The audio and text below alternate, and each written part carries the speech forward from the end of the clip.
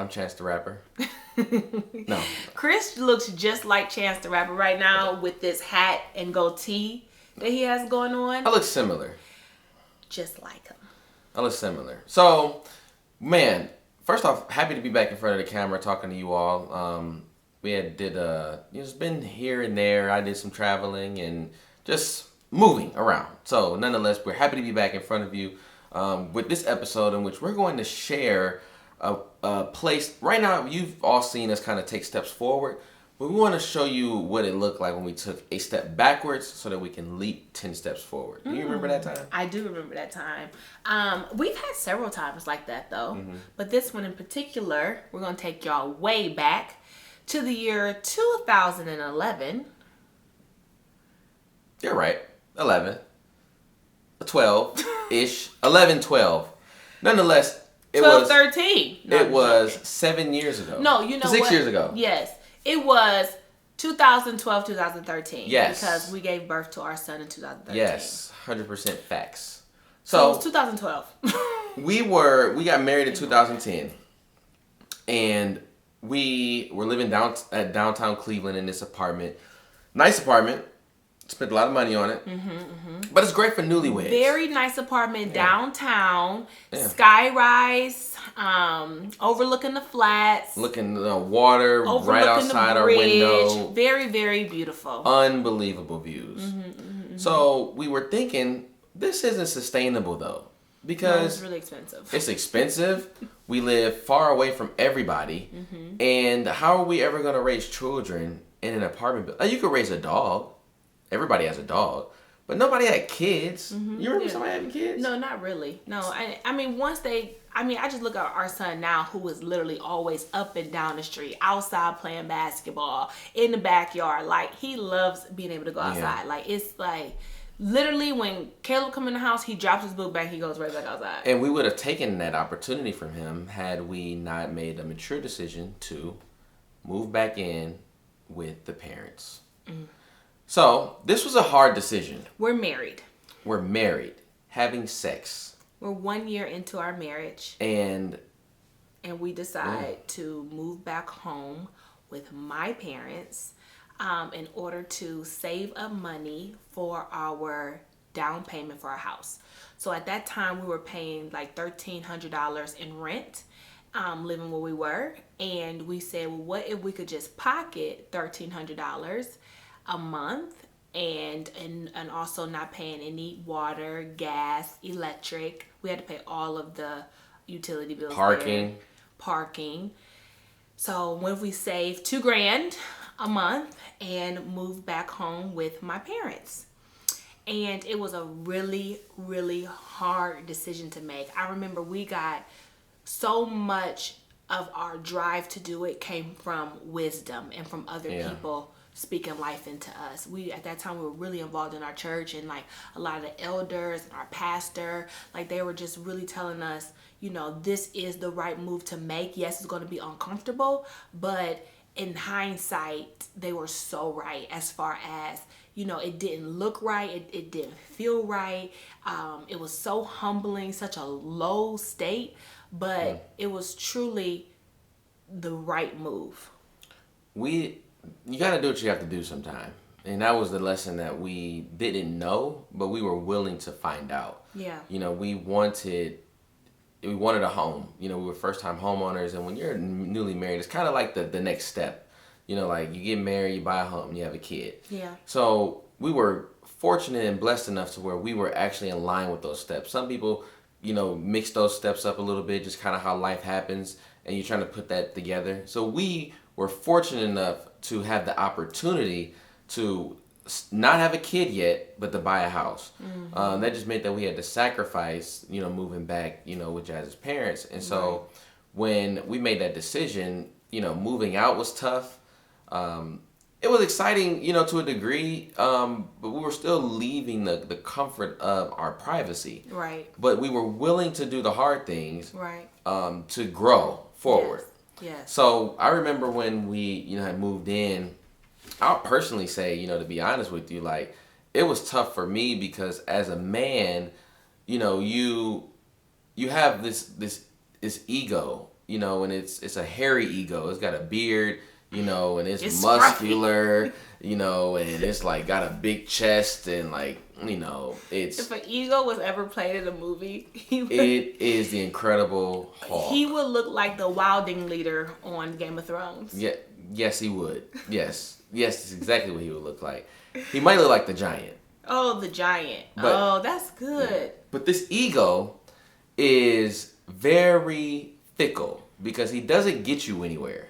So I had this ego that either was going to stop me from moving our lives forward and our goals, but I said, you know what? I need to park that ego and just take the low route. And that first night, y'all, was tough. Yeah, it was a really tough night. Mind you, too, our bed was on the floor. So we look like squatters. We look like squatters. We only got one door to close, we gotta. I thought we had to ask to go into the refrigerator. We were in my old bedroom too, my childhood bedroom that I grew up in. Was it pink? It was purple at that time, I think. Wasn't it purple? All the same. It was purple. And we were in my childhood bedroom. So it was, and our bed was on the floor because the railings, I don't know what happened to our railings, or I didn't feel like it. I don't even know if we had railings because we had that bed that kept falling at the apartment. Oh yeah, this bed was so. Because the railings was inside of the what's that? The box. The box spring. It's called a box spring. No, what? The bed sat inside of a box. Okay. And the side of that had railings, but our bed would just kind of shift off the railings, and so some nights at 4 a.m, somebody would take a 45-degree angle. Every now and again, you just jump off the bed a little bit. Yeah. The bed shifted, the bed fall. Kept you on your toes. It was a security system. So honestly, I don't think we had railings. So we moved back into so our bed is on the floor. So you already know how that feel, right? When your bed is on the floor, that's just a straight transitional season, period. And I just remember Chris looked at me, he said, we about to go get a hotel room. It was the very first night. We about to get out of here.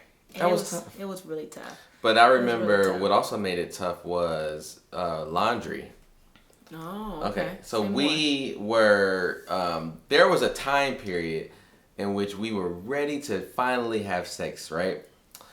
And so we closed the door. We thought that this is, Jazz, the house is a nice large space. So, you could get away with some things without everybody kind of being on top of you. So we closed the door, and Jazz's mom comes and knocks on the door, while we're building Caleb, right? We're building his hands, his athletic ability. We're building him. What? And her mom knocks on the door, and she says y'all busy or something like that. And who said it? Was it me or you? I don't remember. One of us said, we're doing laundry. Now, I don't know where we came up with that. I don't either, but it became a household code. It became a household code. Doing laundry. We're doing the laundry. Yeah, because, I don't feel good about this conversation. We was doing the dirty. We was cleaning up the dirty. And then my mother was like, well, next time just put a laundry basket outside the door. Yeah, that's very true. But this is a part of, but here's the thing. The moral of the story is this. We were willing to take a step back. And then we did that for a year, and we became very accustomed to the whole living situation. It became, we're helping clean up, you're cooking, that becomes a part of your life. You're taking out the trash. You're taking out the trash. And the great thing is that when, my in-laws and Jazz's parents are remarkable, they're my mom and dad, they're remarkable people. And so, and they're mature, and they got their stuff, well in line. So we're not moving into some bottom basement situation. This is okay, we can deal with this for a season. Yeah. Because the only thing we're really losing, to be honest with you, is our neighborhood than when we were. Yeah, for sure. So also, just the ability to make a sacrifice, right? And not always just feeling like you got to keep up with other people or do things for the opinions of others. And I just think that was such a valuable lesson we learned very early on in our marriage that has really helped us. So we're going to do things the way that we need them to be done, or the way that we think is best for us and our family and our unit. And that might not look what everybody else would say is a good idea, or what they think that they would do if they were in a situation. And so I think that I'm glad that we did that at a young age. I'm glad that we did that early on in our relationship, because it just showed us that we were willing to make sacrifices for the betterment of us as a unit. Like, when I think about, what it takes to survive, like, we're really talking about survival, at the crux of it. Like, what does it take to survive? And I think a lot of times we were just looking at somebody's Instagram account before we started this podcast, and they were, really highlighting their success. Like, and it's to be applauded, like 100%. But we also don't get to see the sacrifice that it took to get to that point. Yeah. And so when we talk about the successes, so when we have friends and family that come and visit our house that we bought, what they're able to see is the house, the square footage, the neighborhood, the space that our kids get to play in. We have a really nice house. But the fact is that we also had to sacrifice, something that most aren't willing to do, especially when they're married. Like, you may sacrifice that when you're single, but to bring your husband or your wife into your family's home that you don't even want to live at, maybe.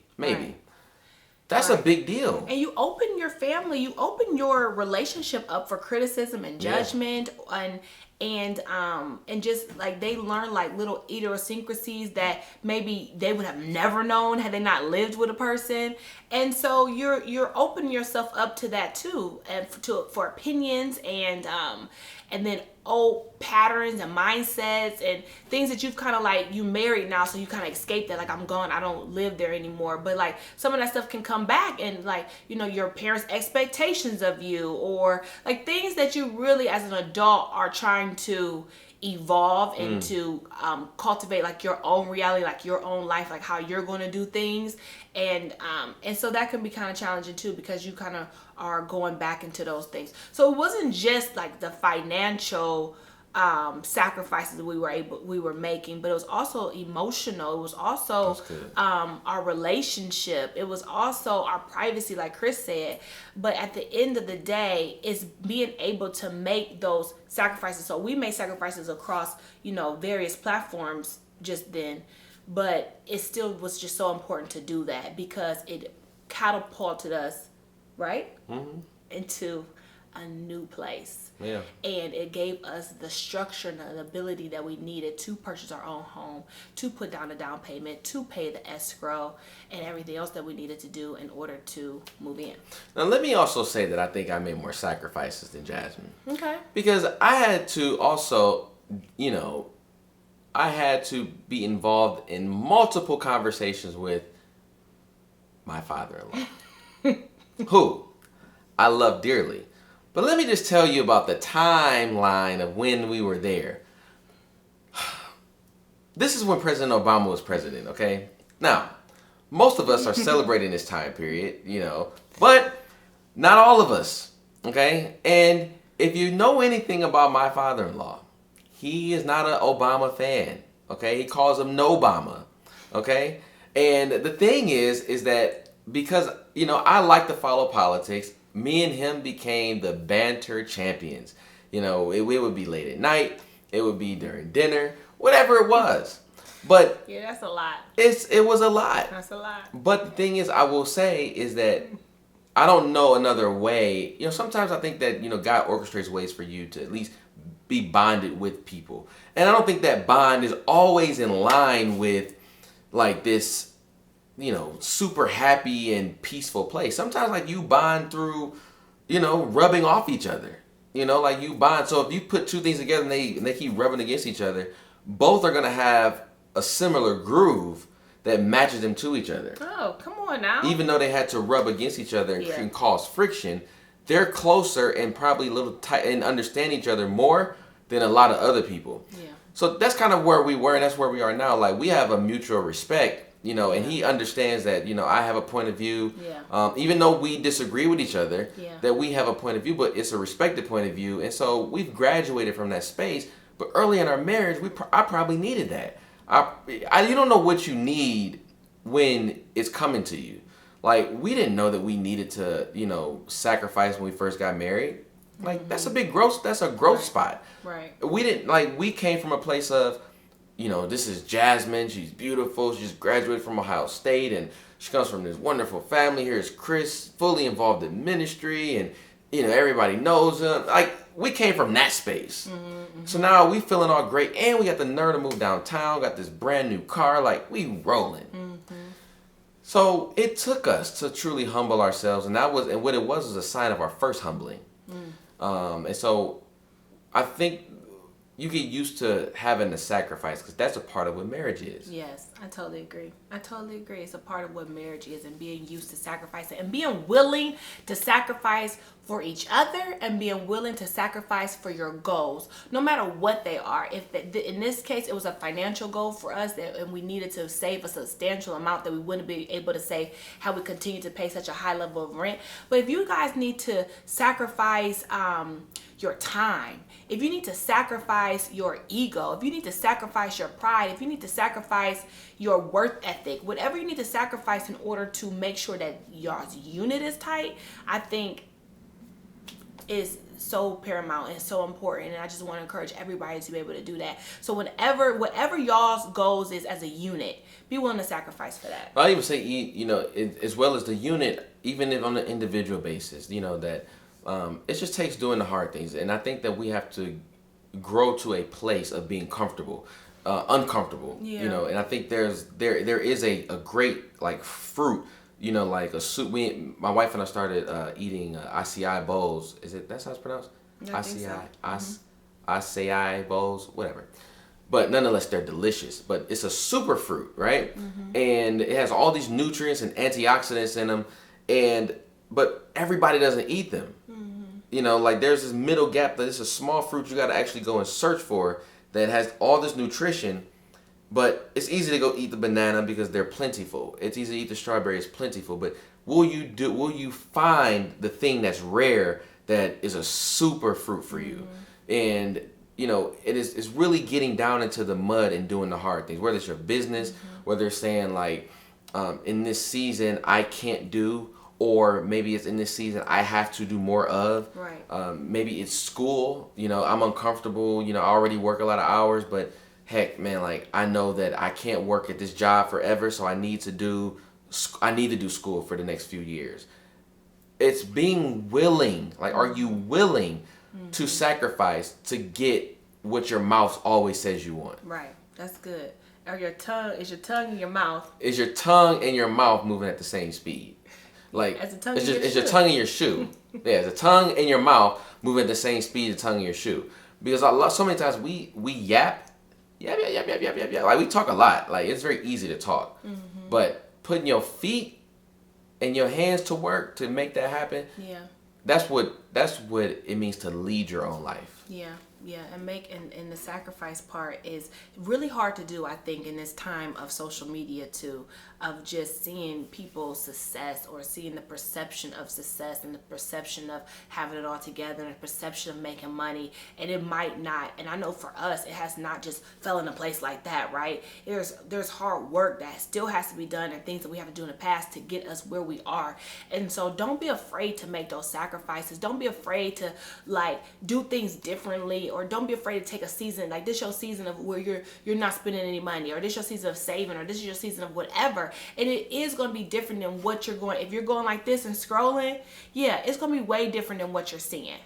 But it's still very important to figure out what it is that you need to be doing, and just get on some, what are these type of glasses? Blinders.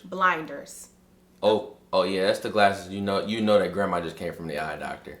Just all I want to do is be able to see straight in front of me, like the horses have them on when they're racing, right? Yeah. You ever look right when you're in the car, look right or left, and you see grandma with those glasses on? You ever been in a car? You can't drive next to grandma at that point. You ever been in a car? Even more importantly, you ever been in a car and start looking right or left and start veering that way? Okay. So it's more important just to keep your eyes on your own path and do what's important for you and your family. Can I tell you what else looking off to somebody else's business does to you? Do you know what's the biggest cause of traffic slowdowns? It's not the accident in the road. It's everyone looking at other people's business.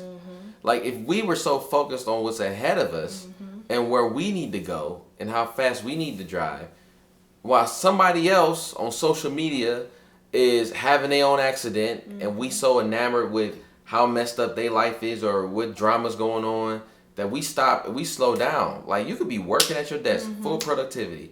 Your notification goes off. Come you on, start Chris. looking Preach your word. at your phone, stopping your entire flow of work, and you're holding up everybody else behind you that's waiting on you to arrive to your destiny. Oh my gosh. We're going to end on that note. So, nonetheless, we love y'all. Thank you for joining us. We always are promoting the fresh life, and but it came about through struggle. It came about through hard nights. It came about through tears too, and it came through, like, I'm reading the book Crushing.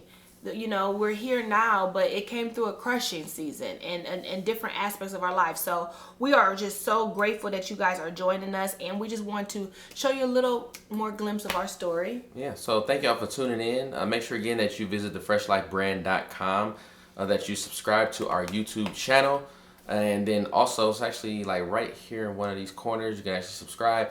And then also make sure that you subscribe to our audio podcast if that's easier for you. But nonetheless, thank y'all so much for tuning in and joining us. Thank you.